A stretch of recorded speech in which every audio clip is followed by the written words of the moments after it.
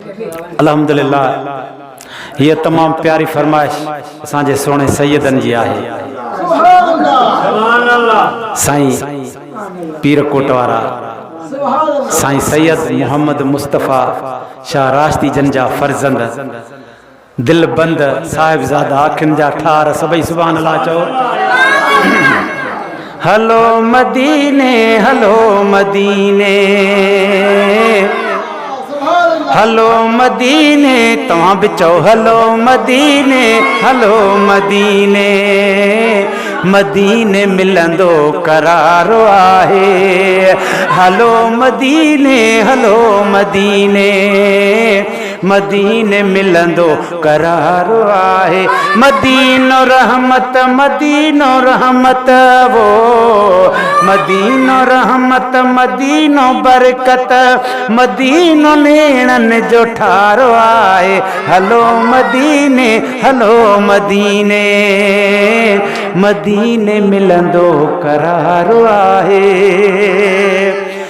जिथे आरामी हुजूर साईं वसे थी रहमत उते सदाई।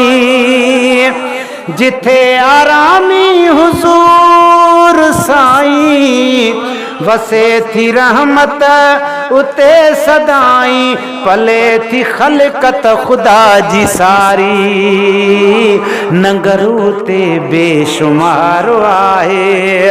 हलो मदीने हलो मदीने मदीने मिलंदो करार। कंहिंखे मदीने करार मिलंदो उहो चवंदो हलो मदीने हलो मदीने हलो मदीने हलो मदीने। शिराज तू चओ हलो मदीने हलो मदीने मदीने मिलंदो करार आहे। थियन मलाइक जिते सलामी पढ़न सलातो सुबह शामी। उते जन्नत मौला ॾेखारी परे खां रोज़ो निर्वारो आहे।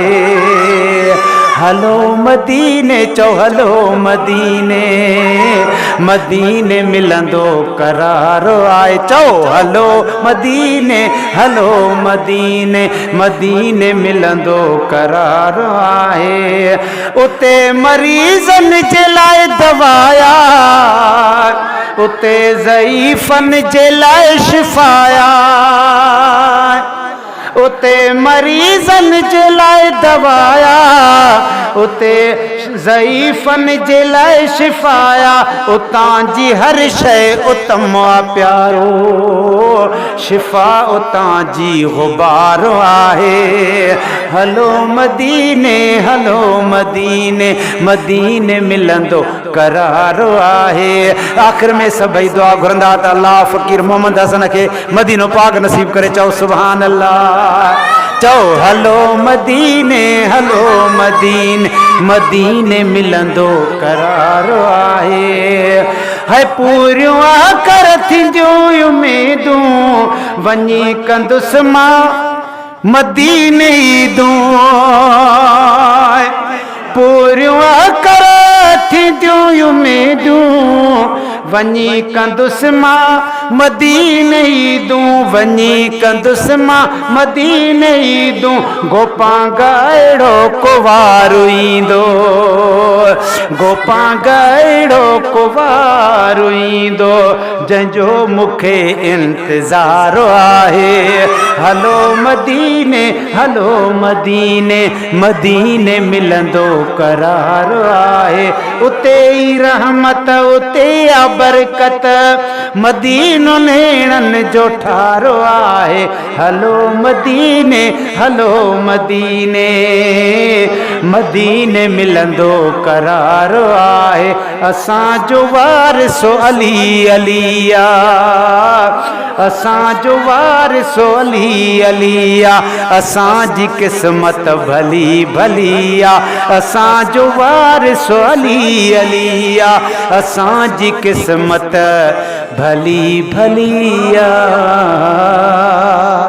सही